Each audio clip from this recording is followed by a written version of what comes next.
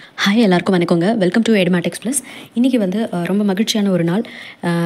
ஜூலை 15 காமராஜர் ஐயா அவர்களுடைய பிறந்தநாள். காமராஜர் ஐயா அவர்களுடைய பிறந்தநாளை நம்ம வந்து கல்வி வளர்ச்சி நாளாக கொண்டாடுறோம். இந்த கல்வி வளர்ச்சி நாள் அன்றைக்கி 2 இம்பார்ட்டண்ட்டான விஷயங்கள் வந்து நடக்க போகுது. ஒன்று வந்து நம்மளுடைய அக்கௌண்ட்டுக்கு வந்து கலைஞர் மகளிர் உரிமை தொகை வந்திருக்கும். இன்னொன்று வந்து அரசு உதவி பெறும் தொடக்க பள்ளிகள்லேயும் இன்றைக்கி வந்து காலை உணவு திட்டம் விரிவுபடுத்தப்பட்டிருக்கு.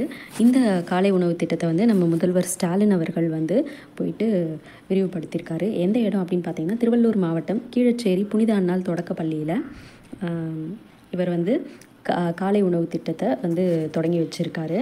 இது வந்து அரசு உதவி பெறும் பள்ளி.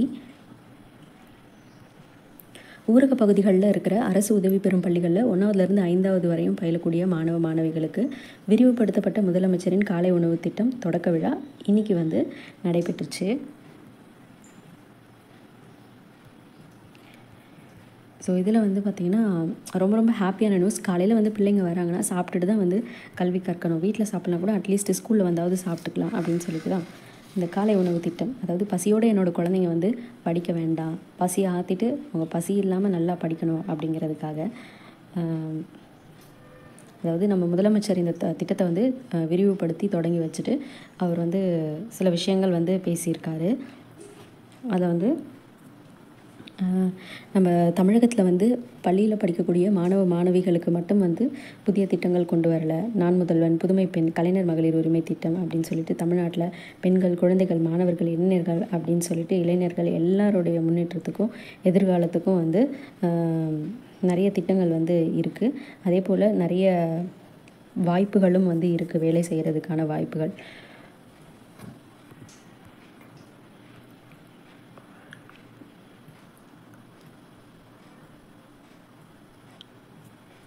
இந்த காலை உணவு திட்டம் வந்து எந்த அடிப்படையில் அமைஞ்சது அப்படின்னா, சென்னையில் ஒரு பள்ளி விழாவுக்கு போனப்போ ஒரு குழந்தை வந்து இன்னும் காலை உணவு சாப்பிடல அப்படின்னு சொல்லிட்டு சொல்லியிருக்கு. ஸோ அதை கேட்ட உடனே தான் நம்ம முதலமைச்சருக்கு வந்து அந்த தாய் தந்தைக்கு உரிய ஒரு பாசம்னு சொல்லுவோம் இல்லைங்களா, ஸோ அந்த பெற்றோருக்கே உரிய ஒரு பாச உணர்வோடு அவர் வந்து இந்த உருவாக்கின அந்த திட்டம் தான் காலை உணவு திட்டம்.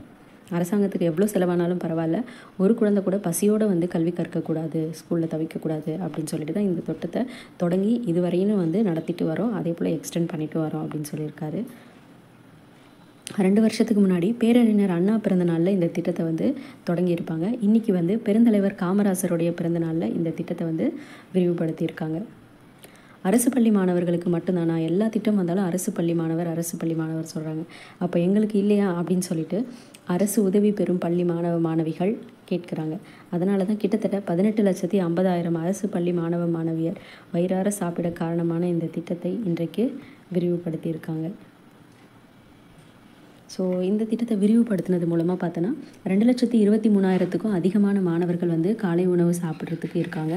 மொத்தமாக சொல்லணும் அப்படின்னா நாள்தோறும் 20,73,000க்கும் அதிகமான குழந்தைகள் சத்தான சுவையான காலை உணவை சாப்பிட்டுட்ருக்காங்க. புறநானூறு, திருக்குறள், மணிமேகலை அப்படின்னு சொல்லிட்டு நம்முடைய இலக்கியங்கள் மட்டும் இல்லை, ஔவையார், வள்ளலார் போன்ற சான்றோர்களும் பசிப்பினியை போக்குறதை பற்றி உயர்வாக சொல்லியிருக்காங்க.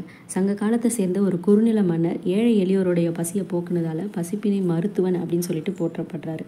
பசிப்பினி போக்கும் பணி அரசுக்கும் பொருந்தும். ஏழை எளிய மாணவர்களுக்கு உணவு அளிப்பது மூலமாக குழந்தைகள் நலமான, வளமான, அறிவுமிக்க சமூகமாக வளர்த்தெடுக்கிறோம்.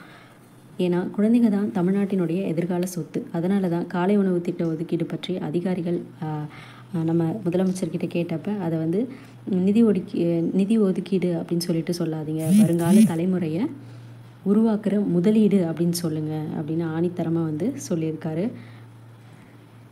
ஆனால் இந்த திட்டம் மாணவ மாணவியர்களுக்கு ஒரு தன்னம்பிக்கையை அளிக்குது. பெற்றோருக்கு வந்து பொருளாதார சுமையை வந்து குறைக்குது. பள்ளிகளுக்கு வர மாணவர்களுடைய எண்ணிக்கையையும் வந்து அதிகரிக்குது. இடைநிற்றலையும் வந்து குறைக்குது இந்த காலை உணவு திட்டம்.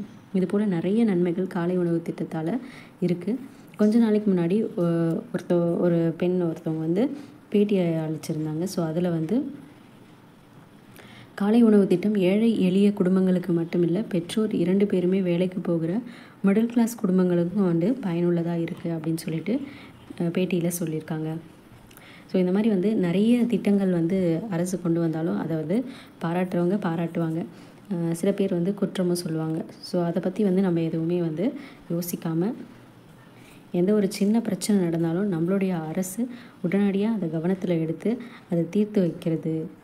எந்த விவகாரத்திலாவது நம்ம வந்து செயல்படாமல் இருந்திருக்குமா? என்ன பிரச்சனை வந்தாலும் அதை வந்து மக்களுக்கு ஒரு பிரச்சனைனா முன்னாடி நின்று அந்த பிரச்சனையை வந்து தீர்த்து வைப்போம்.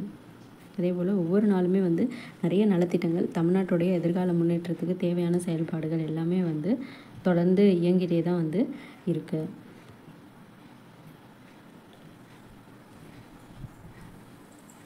குறிப்பாக சொல்லணும்னா இந்த காலை உணவு திட்டம் வந்து மிகப்பெரிய ஒரு புகழை வந்து அரசுக்கு தேடி தந்திருக்கு.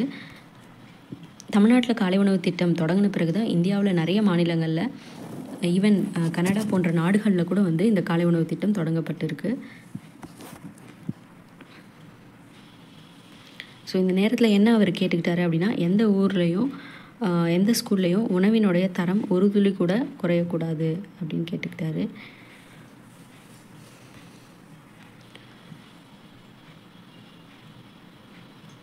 ஸோ நம்ம குழந்தைங்க வந்து சாப்பிட்டா எவ்வளோ வந்து கேரிங்காக நம்ம பார்த்துக்குவோமோ, அதே போல் வந்து அரசு பள்ளிகளில், அரசு உதவி பெறும் பள்ளிகளில் படிக்கக்கூடிய மாணவர்களுடைய சாப்பாட்டையும் வந்து ஸ்பெஷல் கேர் எடுத்து பார்த்துக்கணும்.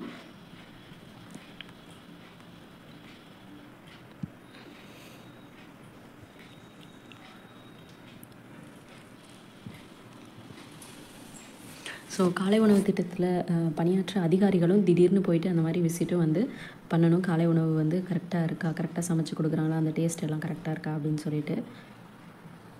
ஸோ நம்ம தமிழ்நாட்டில் பசங்க படிக்கிறதுக்கு எந்த ஒரு தடையுமே வந்து இருக்கக்கூடாது. அப்படி எது தடையாக இருந்தாலும் அதை வந்து உடைக்கிறது தான் வந்து இந்த தமிழக அரசினுடைய கடமையாக இருக்குது. ஸோ இதில் வந்து அது பசியா, இல்லை நீட் தேர்வா, இல்லை புதிய கல்விக் கொள்கையா, இது எது வேணாலும் இருக்கலாம். ஸோ அந்த தடைகளை உடைத்து எறிந்து மாணவ மாணவிகளை படிக்க வைக்கிறது. ஸோ நீட் தேர்வை தமிழ்நாடு வந்து எதிர்த்தப்போ ஏன் எதிர்க்கிறீங்கன்னு சொல்லிட்டு கேட்ட நிறைய பேர் கூட இப்போ வந்து நீட் தேர்வில் நடக்கிற அந்த முறைகேடுகள் எல்லாம் பார்த்து உச்சநீதிமன்றம் கேள்வி கேட்டிருக்கு. அதே போல் நிறைய மாநிலங்கள் வந்து இதை பற்றின எதிர்ப்பை வந்து தெரிவிச்சிருக்கு.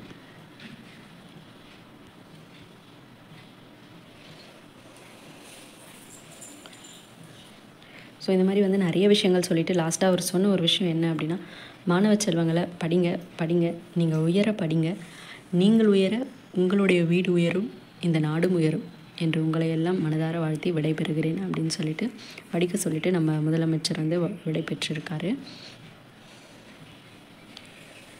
ஸோ காலை உணவு திட்டம் அப்படிங்கிறது ரொம்ப ரொம்ப முக்கியமான ஒரு திட்டம் மாணவர்கள் மத்தியில். ஏன்னா மாணவர்கள் காலையில் சாப்பிடாம போனால் கூட அங்கே போயிட்டு ஏதாவது வந்து சாப்பிட்டுக்க முடியும்.